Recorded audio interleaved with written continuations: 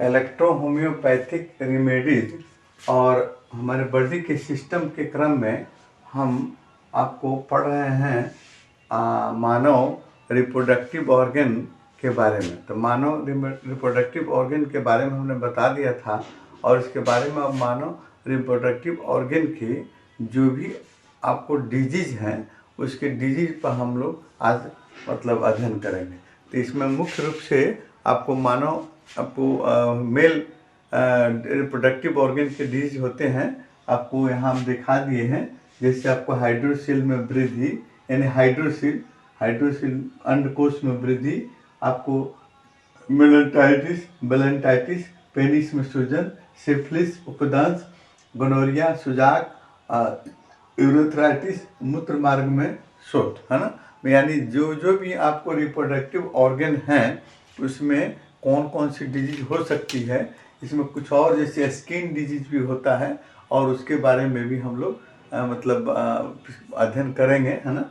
और यहाँ हमने एक आपको ह्यूमन यानी मानव प्रजनन तंत्र का काट, है ना, क्षैतिज काट का हम चित्र हमने दिखाए हैं। जहाँ देखिए यहाँ पर ये टेस्टिकल है, इसको स्क्रोटम के अंदर बंद रहता है, ये पेनिस हो गया, और यहाँ आपको यूरिनरी ब्लैडर हो गया, और इनवास आपको यहाँ से निकलता है, आपको जहाँ से स्पर्म का प्रोडक्शन होता है।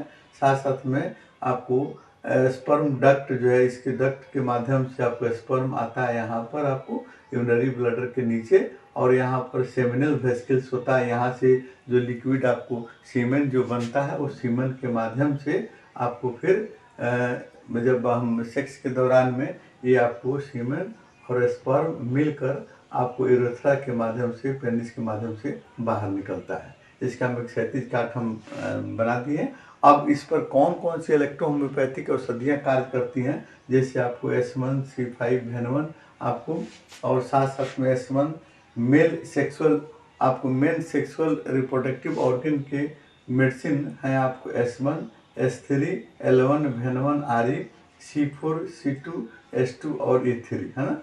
साथ साथ में अब हम देखते हैं कि आपको डिजीज जैसा हाइड्रोसील यानी अंडकोश में वृद्धि, अच्छा, स्क्रोटम में या टेस्टिकल में सूजन होना या उसमें एक्स्ट्रा पानी भर जाना ही आपको ये हाइड्रोसील के नाम से जाना जाता है। ये अधिकतर आपको किसी भी उम्र के लोगों में हो जाता है, कभी कभी शिशुओं में देखने को ज़्यादा मिलता है और बड़े लोगों में भी होने के मतलब चांसेस रहते हैं और होते भी हैं।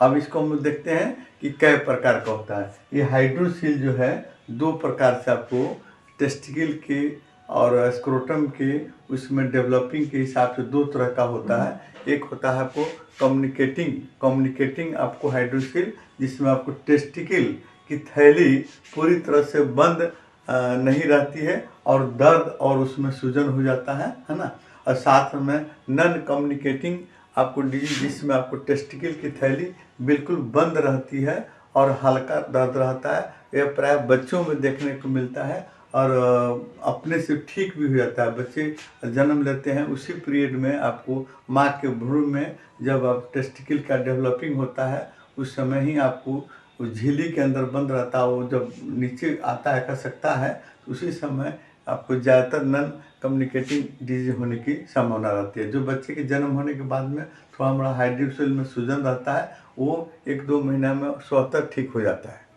अब देखिए हाइड्रोसील का आपको कारण क्या है, किस कारण से आपको डेवलप करता है या सूजन हो जाता है। जैसे चोट लगना, हाइड्रोसील पर चोट लग गया, या वंशानुगत या हेरिडिटिकल भी होता है, और साथ साथ में ये हर्निया होने के बावजूद भी हर्निया होने के बाद में भी आपको हाइड्रोसील में वृद्धि हो जाती है। कभी कभी प्रोस्टेट आपको कैंसर के हो जाने के बाद में धीरे धीरे ये आपको हाइड्रोसील टेस्टिकल में सूजन हो जाती है। और इम्यून सिस्टम, हमारे बॉडी का इम्यून सिस्टम जब कमज़ोर हो जाता है उस परिस्थिति में भी आपको ये हाइड्रोसील में सूजन देखने को मिलता है। लक्षण देखिए, चलने फिरने में दिक्कत होती है, उठने बैठने में दर्द होती है, साइकिलिंग नहीं कर सकते हैं, मोटरसाइकिल पर बैठने में दिक्कत होती है, आकार इसका बढ़ना ही मेन आपको इसका लक्षण होता है। अगर कभी छोटा भी हो जाता है कभी बड़ा भी हो जाता है, सूजन होता है। इसमें इलेक्ट्रोहोम्योपैथिक औषधियाँ कौन कौन कार्य करती हैं, ये तो मेनली आपको doctor NL Sinha, doctor AJ गिल्डन और डॉक्टर थियोडर क्रूज के मतलब प्रोटोकॉल के हिसाब से S2C2 एक हम H2 या C4 का एक कम्बिनेशन बनाएंगे और दूसरा कम्बिनेशन आपको A3 और C2 का बनाएंगे। दोनों को अल्टरनेट करके देने पर आपको आई पोटेंसी आपका रखेंगे 3rd पोटेंसी या 10th पोटेंसी रखेंगे और इसको मतलब प्रयोग करने पर पिलाने के बाद में आपको धीरे धीरे आपको सूजन कम हो जाता है, ठीक हो जाता है। कभी कभी कंप्रेस लगाने की भी जरूरत पड़ती है, E2C5WE का कंप्रेस लगाते हैं। इंजेक्शन नंबर 36 जो है बहुत ही कारगर है, इंजेक्शन लगाने के बाद में भी हाइड्रोसिल में सूजन ठीक रहती है। अब देखते हैं दूसरा इसका डिजीज। दूसरा डिजीज में बेलेंटाइटिस है ना, आपको पेनिस में सूजन होना या पेनिस के मुंड पर या आपको जो हेड ग्लैंड्स होता है उसमें सूजन हो जाता है, लाली हो जाती है, दर्द हो जाता है। उसके कवर पर एक स्किन रहता है जिसको हम लोग फॉर स्किन कहते हैं, वो भी इफेक्टेड हो जाता है और इसमें सूजन, दर्द, कभी बुखार भी आ जाती है। ये आपका बेलेंटाइटिस आपको ज़्यादातर बच्चों में देखने को मिलता है ना, और 2 से 5 साल के बच्चे में ज़्यादातर देखने को मिलता है और इसके चलते बुखार भी कभी कभी आ जाता है। अब देखते हैं इसमें ज़्यादातर आपको फॉर स्किन में सूजन होने का कारण क्या है। तो होने का कारण है, सबसे पहले हम लोग देखते हैं इसमें आपको कभी कभी जो है इसका आपको फॉर स्किन में संक्रमण हो जाना। फॉर स्किन में संक्रमण होने के चलते इसमें सूजन रहता है। वो आपको जैसे कोई मतलब वेनेरियल डिजीज से है ना, वंशानुगत रोग से या संक्रमित है और उसके साथ में अगर हम संबंध बनाते हैं तो उसके चलते भी इन्फेक्शन लग जाता है। उसके चलते यानी उसको यौन संक्रमित व्यक्ति से संबंध बनाने पर भी ये आपको पड़ जाता है, मैंने आपको इन्फेक्शन हो जाता है और उसमें सूजन, दर्द, लाली हो जाती है। दर्द एवं कभी कभी जो है इसमें आपको दूसरा जेली जैसे साबुन स्प्रे वगैरह से ज़्यादा मैंने पेनिस की सफाई करते वक्त भी इन्फेक्शन लग जाता है। ये आपका मेन कारण हो गया। और दूसरा इसका लक्षण क्या होता है, तो लक्षण तो हम बता देते कि सूजन होगा, दर्द होगा, लाली होगी है ना, और फिर उसमें कभी कभी बुखार भी आ जाता है ना।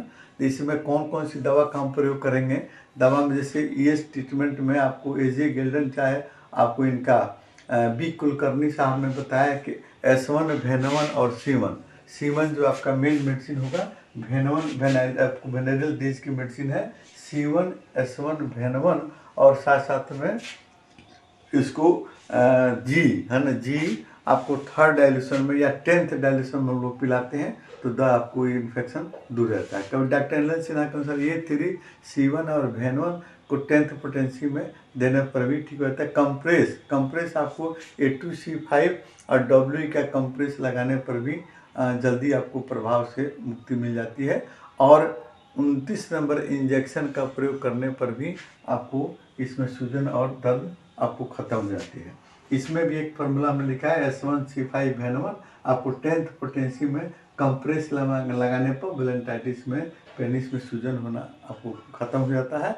कल हम आपको सिफिलिस, गोनोरिया और यूरेथ्राइटिस पर हम डिस्कस करेंगे और उस पर कौन कौन सी इलेक्ट्रोहोम्योपैथिक औषधियाँ कार्य करती है इसके बारे में हम लोग देखेंगे।